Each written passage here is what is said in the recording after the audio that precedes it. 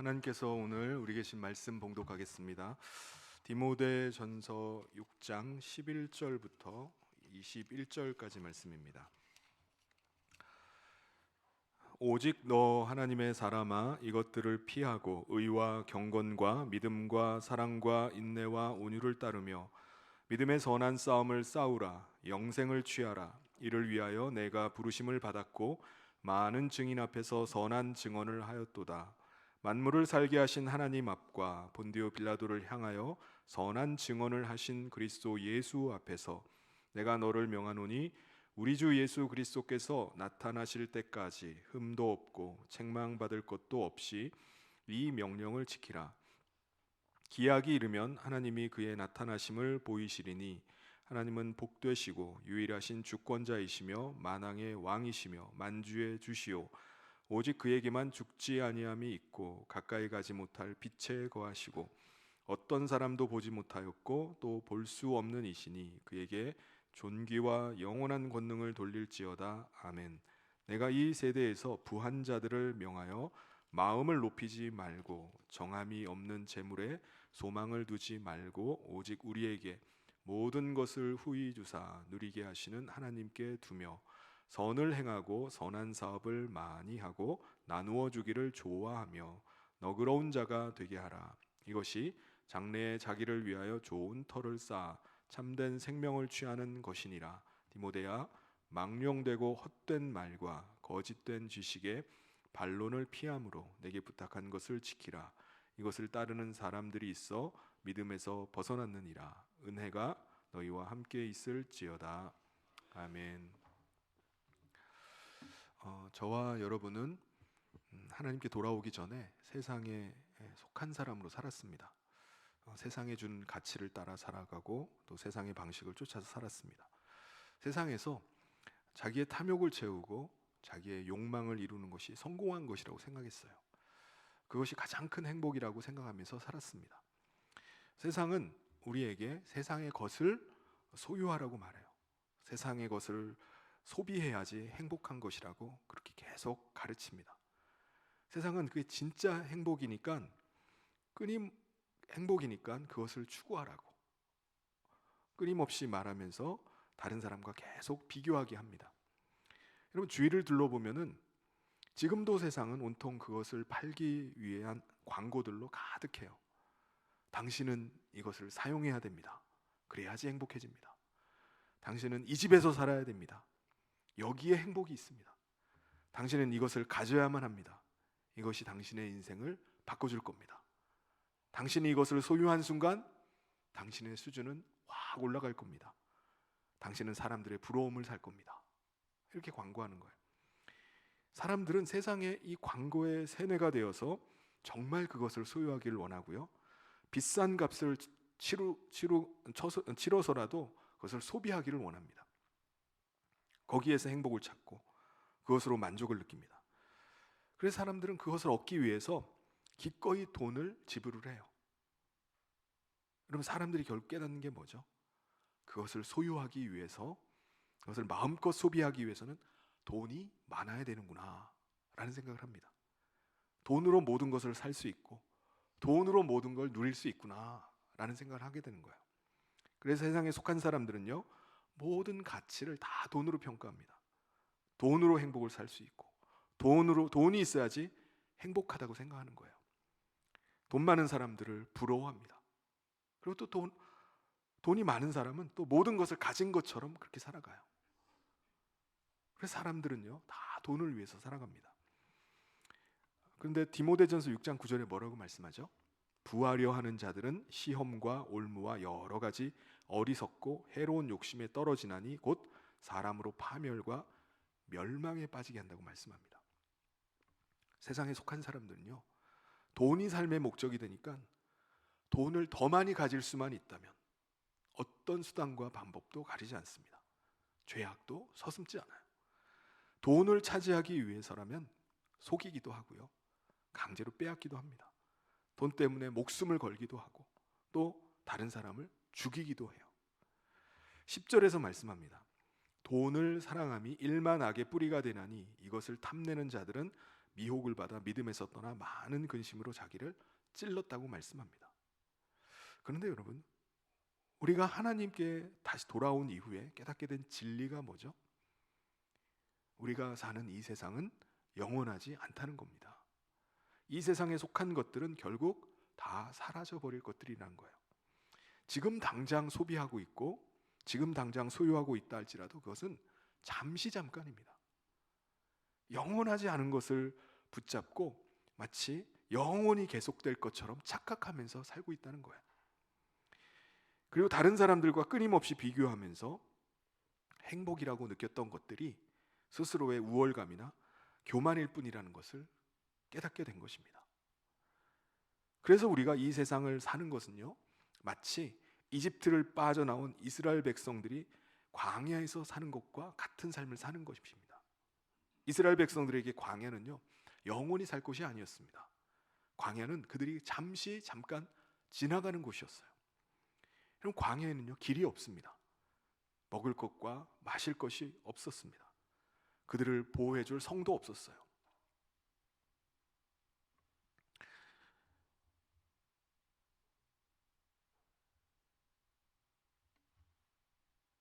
그래서 그들은 보호할 성도 없습니다. 그런데 그들은 두려움 가운데 염려하면서 사는 것이 아니라 하나님이 공급하심, 또 하나님의 인도하심, 하나님의 보호하심을 받으면서 그곳에 살았습니다. 하나님이 주신 것에 감사하면서 사는 거예요. 그곳에서 하나님을 예배하면서 살았습니다. 그들의 삶은요, 가나안에 들어가서 예배하는 게 아니에요. 광야에서부터 예배하는 삶을 살아갑니다. 하나님께서 가라고 하실 때 가고요, 멈추라고 하실 때 멈추는 겁니다. 하나님께서 인도하시는 곳이 그들의 길이 되었어요. 그들의 삶은 이런 광야에서 정지한 삶이 아니었습니다. 그들의 목적지는 광야가 아니라 하나님께서 예비하신 나라, 약속의 땅, 가나안이었습니다. 그들은 광야에서 멈춰서서 사는 것이 아니라 그 목적지를 향해서 계속 가는 삶을 살았습니다. 그래서 그들은 광야에서 산다 할지라도 하나님께서 예비하신 그 나라를 바라보면서 살았습니다. 약속의 땅, 가나안을 사모함으로 그 광야에서의 삶을 살았던 거예요. 그들은 이미 아직 가나안에 들어가지 않았지만은 광야에서 이미 하나님의 백성으로 삶을 살았던 것입니다. 그들은 그 광야에서 자족함으로 살아갔어요. 여러분, 이 땅을 살아가는 우리도 마찬가지입니다. 우리가 이 땅을 살아가는 동안에 광야와 같은 이 세상 가운데서 자족함으로 사는 것입니다. 디모데전서 6장 6절 8절 우리 같이 한번 읽어보도록 하겠습니다. 시작. 그러나 자족하는 마음이 있으면 경건은 큰 이익이 되느니라. 우리가 세상에 아무것도 가지고 온 것이 없음에 또한 아무것도 가지고 가지 못하리니 우리가 먹을 것과 입을 것이 있은즉 족한 줄로 알 것이니라. 아멘. 그런데 이스라엘 백성들 가운데 광야를 지나면서 불만을 가지는 사람이 생기는 거예요. 불평을 늘어놓는 사람이 있었습니다. 모세를 원망하고요, 하나님을 막 비난을 하는 것입니다. 그들이 누구죠? 이집트에서의 삶을 그리워하는 사람들이었습니다. 그들은 이집트 땅에서 무엇을 먹었는지, 이집트에서 어떤 집에서 살았는지, 이집트에서 무슨 옷을 입고 있었는지 광야에서의 삶과 계속 비교하면서 원망을 하는 거예요. 불평을 하고 비난을 하는 것입니다. 그런데 여러분, 이집트에서의 삶은 어떤 삶이었죠? 이집트 바로 왕의 노예의 삶이었습니다. 그는 노예였어요. 그들은 노예로서 살아가는 삶을 그리워하고 있었던 겁니다. 그들은 광야로 나와서 영원한 하나님 나라, 약속의 땅을 향해서 가고 있음에도 불구하고 그들의 마음은 이집트를 떠나지 못하고 있었던 겁니다. 물론 광야에서의 삶이 편안한 것은 아닙니다. 늘 먹을 것과 마실 것, 입을 것이 좋은 것은 아니에요. 잠잘 곳이 안락한 곳은 아닙니다. 광야에서 영원히 살라고 했으면 아마 그들은 견디기 어려웠을 수도 있어요. 참지 못했을 수도 있습니다. 그런데 광야에서의 삶이 몇 년이죠? 40년입니다. 그리고 40년은요, 우리가 이 땅을 살아가는 한평생이라고 할 수 있습니다. 성인이 되어서요, 일을 하면서 한평생 살아가면 대략 40년의 세월이에요. 우리는 그 40년의 삶을 공급자이신 하나님, 지켜주시는 하나님, 길을 인도하시는 하나님과 함께 걸어가는 것입니다. 어느 곳으로 가든지 염려하지 않아요. 사망의 음침한 골짜기로 떨어지는 것 같은 상황이라 할지라도 두려워하지 않습니다. 하나님의 나라를 바라보면서 소망 가운데 감사함으로 살아가는 거예요. 그러므로 우리는 멸망할 세상을 부러워하고 세상을 쫓아가고 세상을 바라보면서 사는 게 아니라 하나님 나라를 바라보면서 그 길을 쉬지 않고 가는 것입니다. 사도 바울은 믿음의 아들 디모데에게 권면을 합니다. 디모데야, 우리는 하나님의 사람으로 이 세상에서 살고 있지만 세상에 속한 자로, 세상을 따라가는 사람이 아니라 하나님께 속한 자로 예수님을 따라가는 사람이란다.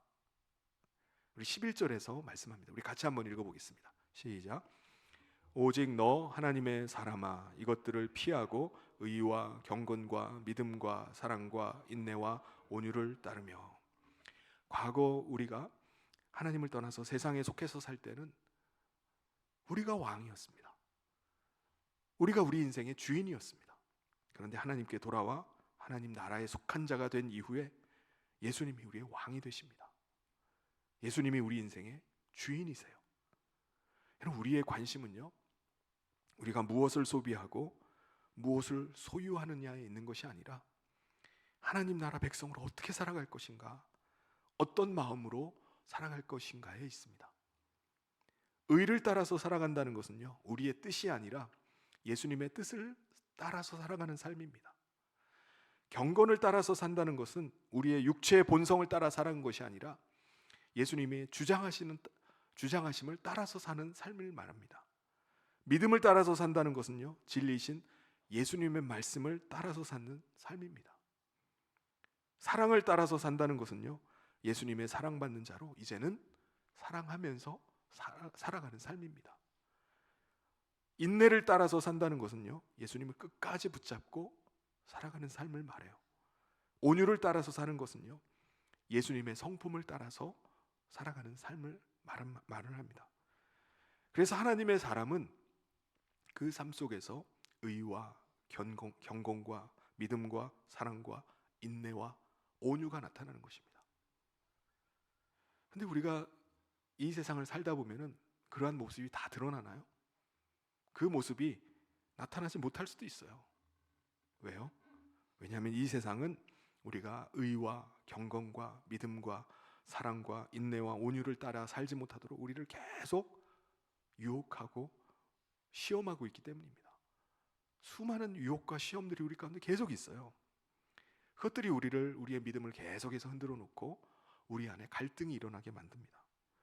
우리 마음에 이런 생각이 들게 하는 거예요. 야, 나 이렇게 살다가 세상에 뒤처지는 거 아니야? 나 이렇게 살다가 거지되는 거 아니야? 이렇게 살다가 내 미래는 어떻게 되는 거야? 내 노후는 없는 거 아니야? 두려움과 공포가 밀려들 때가 있어요. 그러므로 우리가 믿음을 지키고 진리를 따라 살기 위해서는 싸워야 됩니다. 싸우면 안 되죠. 그런데 이것은 싸워야 돼요. 12절 말씀을 같이 한번 읽어보겠습니다. 시작. 믿음의 선한 싸움을 싸우라. 영생을 취하라. 이를 위하여 내가 부르심을 받았고 많은 증인 앞에서 선한 증언을 하였도다. 싸우라고 하니까 막 치고받고 때리고 그렇게 싸우라는 것이 아닙니다. 세상이 그렇게 흘러가니까 우리의 삶도 그렇게 흘러가는 대로 내버려 두는 것이 아니라 우리가 어떤 삶을 살아야 될지를 선택하는 것입니다. 이게 싸우는 거예요. 우리가 결정하는 일에 있어서 수동적으로 그냥 좋은 게 좋은 거지 그냥 내버려 두는 것이 아니라 우리가 결정하는 겁니다. 이게 싸우는 거예요. 세상이 우리를 주장하도록 그냥 방치해 두는 것이 아니라 우리가 능동적으로 우리의 삶을 주장해 가는 것입니다. 이것이 싸우는 거예요. 우리가 믿음대로 살기 위해서, 우리의 가정을 믿음의 가정으로 지켜내기 위해서, 예수님이 기뻐하는 삶을 살아내기 위해서 싸워야 돼요. 때로는 목숨을 걸어야 됩니다. 우리가 이렇게 싸워야 되는 이유가 뭐죠? 이 싸움에 우리의 영생이 걸려있기 때문입니다. 요한계시록 3장 5절에 이기는 자는 이와 같이 흰 옷을 입을 것이요 내가 그 이름을 생명책에서 결코 지우지 아니하고 그 이름을 내 아버지 앞과 그의 천사들 앞에서 시인하라고 말씀했습니다. 우리는 예수 그리스도의 대속의 은혜를 믿음으로 그리스도와 함께 죽은 자가 되었어요. 그리고 하나님께서 보내신 성령님께서 우리 안에 임하심으로 말미암아 우리 마음에 예수님을 모시고 예수님의 생명으로 사는 자들이 되었습니다. 우리는 세례를 받을 때 우리는 하나님께 속한 자이고 하나님 나라 백성이라는 것을 믿음으로 고백했어요. 세례는 우리가 많은 증인들 앞에서 우리의 믿음을 고백하는 것이 세례입니다. 디모데전서 6장 12절 하반절에 이를 위하여 내가 부르심을 받았고 많은 증인 앞에서 선한 증언을 했다고 말씀합니다. 우리에게 아들을 내어주신 하나님은요 지금도 살아계십니다. 하나님은 사람의 손으로 만든 신이 아니에요. 우상이 아닙니다. 하나님은 죽은 신이 아니에요. 지금도 살아서 역사하고 계시는 분이십니다. 이 땅에 임하신 하나님의 아들 예수님은 어떤 분이시죠? 우리 인간과 똑같은 육체를 입으시고 이 땅에 오신 분입니다. 예수님은 빌라도 총독 앞에서 재판을 받으셨어요. 말 한마디만 잘하면 목숨은 살려주겠다는 총독 빌라도 앞에서 예수님은 목숨을 구걸하지 않으셨습니다. 요한복음 19장 10절 11절에 빌라도가 이르되 내게 말하지 아니하느냐 내가 너를 놓을 고난도 있고 십자가에 못 박을 고난도 있는 줄 알지 못하느냐. 예수께서 대답하시되 위에서 주지 아니하셨더라면 나를 해할 고난이 없었으리니 그러므로 나를 내게 넘겨준 자의 죄는 더 크다 하시니라. 예수님은요 십자가의 고난을 끝까지 참아내시고 우리의 죄값을 대신 치르셨습니다. 사도 바울은 아들을 대속의 제물로 내어주신 그 아버지 하나님과 우리를 위해서 자기 자신을 완전히 내어주신 예수님 앞에서 믿음의 아들 디모데에게 이렇게 명령합니다. 6장 13절에 만물을 살게 하신 하나님 앞과 본디오 빌라도를 향하여 선한 증언을 하신 그리스도 예수 앞에서 내가 너를 명하노니. 무슨 명령을 하죠? 영생을 얻은 자로, 구원받은 자로 살라는 거예요. 너 하나님의 아들아, 구원받은 자로 살아라. 여러분, 구원받은 자의 삶이 어떤 삶이죠? 자기가 주인 되어서 살던 옛사람은 예수 그리스도와 함께 죽고 이제는 예수님을 마음에 모시고 예수님의 생명으로 살아가는 삶입니다. 흠도 없고 책망받을 것도 없는 예수님의 신부로 살아가는 거예요. 그게 구원받은 자의 삶입니다. 그럼 우리가 언제까지 이런 삶을 살아야 되죠? 예수님께서 다시 오실 때까지입니다. 예수님 앞에 정결한 신부로 서는 그 순간까지 그렇게 살아가는 거예요. 6장 14절을 같이 한번 읽어보겠습니다. 시작. 우리 주 예수 그리스도께서 나타나실 때까지 흠도 없고 책망받을 것도 없이 이 명령을 지키라. 아니, 예수님께서 하늘로 올라가신 지 2000년이 넘었습니다. 그분이 언제 오시는 겁니까? 아니, 아예 안 오실지도 모르는 분을 언제까지 우리가 기다리면서 살아야 됩니까? 라고 의문을 제기할 수 있습니다. 그런데 여러분, 예수님은 약속하신 대로 반드시 다시 오십니다. 이것을 믿어야 돼요. 근데 여러분, 우리는 이 약속만 믿고 무작정 기다리는 게 아니에요. 어떻게 하죠? 하나님께서 우리에게 예수님의 영을 보내주셨습니다. 하나님은 성령님을 통해서 우리가 우리 마음에 예수님을 모시고 예수님과 함께 살게 하신 거예요. 우리는 이 땅에서 예수님의 음성을 들으며 예수님을 사랑하며 예수님의 사랑을 받으면서 사는 것입니다. 그러므로 우리는 이 땅에 사는 동안 홀로 있는 게 아니에요. 우리는 예수님을 모시고 예수님과 함께 살아가는 것입니다. 예수님은 우리 안에 왕으로 임하셔서 우리를 다스리시고 우리를 지켜주시고 인도해 가십니다. 우리는 예수님의 소유가 되었어요. 예수님이 우리의 주인이십니다. 우리는 우리 자신을 예수님께 맡기고 예수님께서 우리를 주관해 가시도록 하는 겁니다. 예수님, 나를 주장해 주십시오. 나를 붙잡아 주십시오. 라고 자기의 삶을 예수님께 의탁하고 살아가는 거예요. 15절 말씀에 기약이 이르면 하나님이 그의 나타나심을 보이시리니 하나님은 복되시고 유일하신 주권자이시며 만왕의 왕이시며 만주의 주가 되신다고 말씀하셨습니다. 여러분, 우리가 우리 마음 가운데 예수님을 모실 수 있고 예수님과 함께 살아갈 수 있다는 거, 이건 정말 놀라운 일이에요. 어둠의 세상 가운데 빛이신 예수님과 함께 살아간다는 것은요, 예수님의 음성을 들으면 예수님을 날마다 바라보며 살 수 있다는 것, 이것은 정말 있을 수 없는 일이 우리 가운데 일어난 것입니다. 사랑하는 성도 여러분, 예수님은 우리와 영원히 함께 하십니다. 여러분, 이것을 믿으시길 바랍니다. 예수님 우리에게 능력으로 역사하고 계세요. 그러므로 우리는 우리 안에 임하신 존귀하신 예수님을 정말 사랑해야 됩니다. 그분을 정말 존중하고 귀한 분으로 모셔야 돼요. 16절에서 이렇게 말씀하십니다. 오직 그에게만 죽지 아니함이 있고 가까이 가지 못할 빛에 거하시고 어떤 사람도 보지 못하였고 또 볼 수 없는 이시니 그에게 존귀와 영원한 권능을 돌릴지어다. 아멘. 볼 수도 없는 분, 아무도 보지 못하는 분, 그분을 우리가 모시고 살아가는 거예요. 아무도 가까이 가지 못할 빛이신 그분을 우리 안에 모시고 살아가는 거예요. 이게 얼마나 놀라운 일입니까? 그래서 우리가 존귀함과 그의 영원한 권능을 돌려드려야 되는 것입니다. 그런데 여러분, 믿는 사람들이 다 가난한가요? 믿는 사람들이 다 낮은 위치에만 있나요? 그렇지 않아요. 믿는 사람들 가운데도 큰 부자도 있고 높은 지위에 있는 사람도 있고 큰 권세를 가진 사람들도 있습니다. 그렇죠? 그럼 그런 사람은 예수님의 신부로 예수님께서 다시 오실 때까지 어떤 삶을 살아야 될까요? 구원받은 자로 어떻게 살아야 되죠? 전에 제가 유튜브에서 몇백억 자산을 가진 사람이 돈에 대한 자기의 생각을 말하는 것을 본 적이 있었습니다.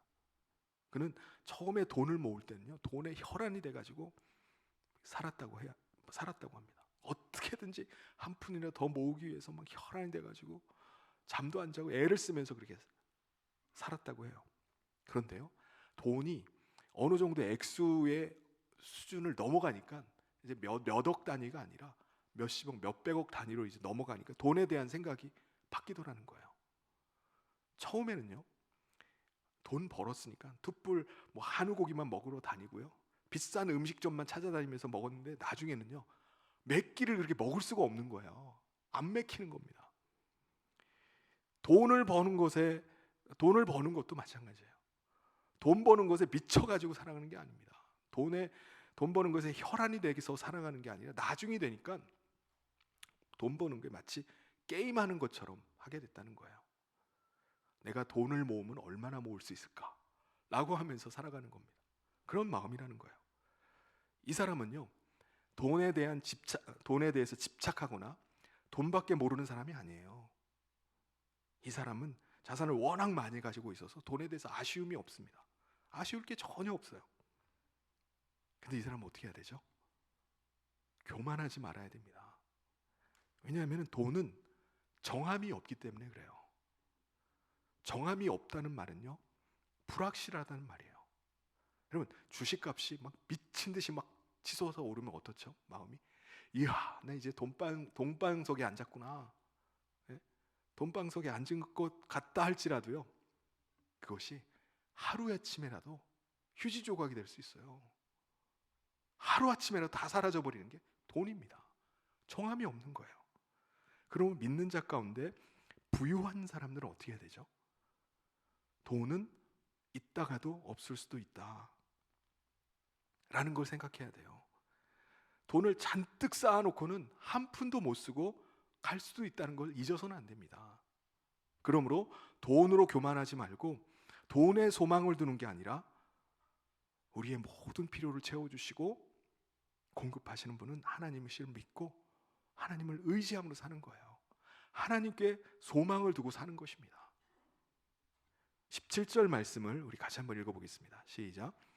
내가 이 세대에서 부한 자들을 명하여 마음을 높이지 말고 정함이 없는 재물에 소망을 두지 말고 오직 우리에게 모든 것을 후히 주사 누리게 하시는 하나님께 두며, 무엇보다 돈을 이 땅에 쌓아놓고 소비하는 용도로만 쓴다면 그것은 다 어떻게 되죠? 결국 다 사라져 버릴 겁니다. 없어지는 거예요. 그런데 하나님 나라에 소망을 두는 사람은 그걸 하늘에다 쌓아두기 시작합니다. 그것을 하늘에서 다시 찾을 수 있게 하는 거예요. 어떻게 해요? 여러분, 우리가 장차 새 하늘과 새 땅이 이 땅에 펼쳐질 때, 새 예루살렘 성에 입성할 때는요, 그 성에는 각자 자기의 영광을 가지고 들어가게 됩니다. 여러분, 우리가 무슨 일을 하든지 믿음으로 행할 때는요, 하나님의 영광이 나타나요. 요한복음 11장 40절에 예수님께서 말씀하십니다. 예수께서 이르시되 내 말이 내가 믿으면 하나님의 영광을 보리라 하지 않았냐라고 말씀하셨습니다. 그러므로 우리가 무슨 일을 하든지 믿음으로 행할 때 영광이 나타나는 거예요. 돈도 마찬가지입니다. 물질도 마찬가지예요. 믿음으로 사용하는 겁니다. 우리가 믿음으로 사용할 때 그곳에 하나님의 영광이 나타납니다. 믿음으로 선한 일을 행하고 믿음으로 선한 사업을 하는 거예요. 믿음으로 나눠주고요, 믿음으로 베풀고 섬기는 겁니다.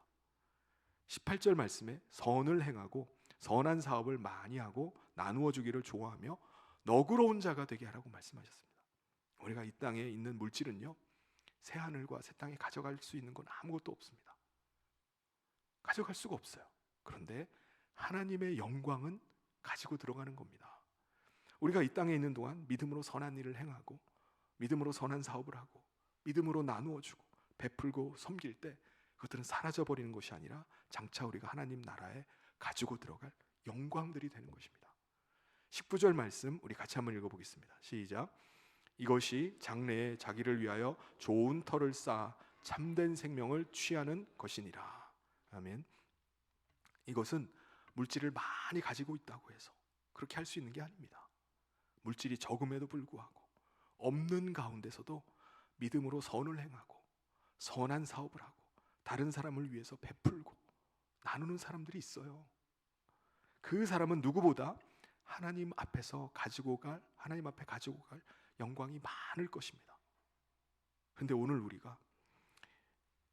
우리는 온갖 거짓된 이론들로 가득한 세상을 살고 있어요. 여러분, 마지막 5번째 나팔이 불면요, 어떤 일이 일어난다고 했죠? 무저갱에서 황충이 나와서 사람들의 생각과 판단을 마비시켜버린다고 말씀합니다. 마치 전갈의 침에 쏘여서 마비되는 것과 마찬가지예요. 세상은요, 하나님을 부인합니다. 거짓이 지배하는 세상이 되어버려요. 사람들은 거짓을 진실이라고 믿고 그렇게 살아갑니다. 거짓되고 헛된 가르침이 우리를 속여요. 그래서 우리로 하여금 보지 못하게 합니다. 듣지 못하게 만들어요. 그래서 사람들은 어떻게 합니까? 진리를 따르지 못하고 이 세상에 속한 자로 세상의 노예되어서 살아가는 것입니다. 우리가 오늘날 믿음을 자녀들에게 전하지 못하고 믿음을 유산으로 남기지 못하는 이유가 무엇입니까? 자녀들이 그러한 세상 속에서 진리를 깨닫지 못하고 세상에 속한 자로 살기 때문에 그렇습니다. 그런데 진리 안에 사는 사람은 거기에 대해서 자유해요. 자유합니다. 참과 거짓을 분별하면서 살아가는 거예요. 진리가 너희를 자유케 하리라 라는 말씀처럼 이 세상을 살지만 참과 거짓을 분별하면서 사는 것입니다. 우리 20절 21절 같이 한번 읽어보겠습니다. 시작. 디모데야, 망령되고 헛된 말과 거짓된 지식의 반론을 피함으로 내게 부탁한 것을 지키라. 이것을 따르는 사람들이 있어 믿음에서 벗어났느니라. 은혜가 너희와 함께 있을지어다. 아멘. 여러분, 오늘 이 말씀은요, 사도 바울이 믿음의 아들 디모데에게만 주시는 말씀이 아니에요. 이 말씀은 믿음의 부모된 저와 여러분이 자녀에게 권면해 줘야 될 말씀입니다. 자녀된 이들은 믿음의 부모가 주는 이 권면을 믿음으로 받고 순종할 수 있어야 됩니다. 사랑하는 성도 여러분, 우리는 지금 광야와 같은 세상을 살아가고 있습니다. 세상은 끊임없이 우리에게 더 가져야 행복하다, 더 높은 곳에 서야지 안전하다라고 속삭이면서 우리의 시선을 땅으로 계속 끌어당깁니다. 그런데 여러분, 기억하십시오. 우리는 이 세상에 뿌리를 내리고 살 자들이 아니라 저 영원한 하나님 나라를 향해서 행진하는 하나님의 사람들인 줄 믿습니다. 돈이 주인 노릇하는 세상에서 이런 노예로 살지 마시길 바랍니다. 믿음의 선한 싸움을 싸우며 우리 안에 계신 만왕의 왕이신 예수 그리스도의 통치를 받는 하나님의 사람으로 살아갑시다. 우리가 이 땅에서 믿음으로 행한 선행과 선한 사업은 결코 사라지지 않습니다. 우리가 나누고 베풀고 섬긴 것은 장차 우리가 입성할 새 예루살렘 성에서 빛날 영원한 영광이 될 것입니다. 비록 광야 같은 세상에 일자라 할지라도 공급자 되시는 하나님을 신뢰하며 자족함으로 살아갑시다. 예수님께서 다시 오시는 그날 흠없고 책망받을 것이 없는 거룩한 신부 되어서 살아갑시다. 진리이신 예수님이 우리와 함께 하십니다. 믿음으로 이기는 삶을 살아서 당당하게 예수님 앞에 서는 저와 모든 사랑하는 성도님 되시기를 주님의 이름으로 축원합니다.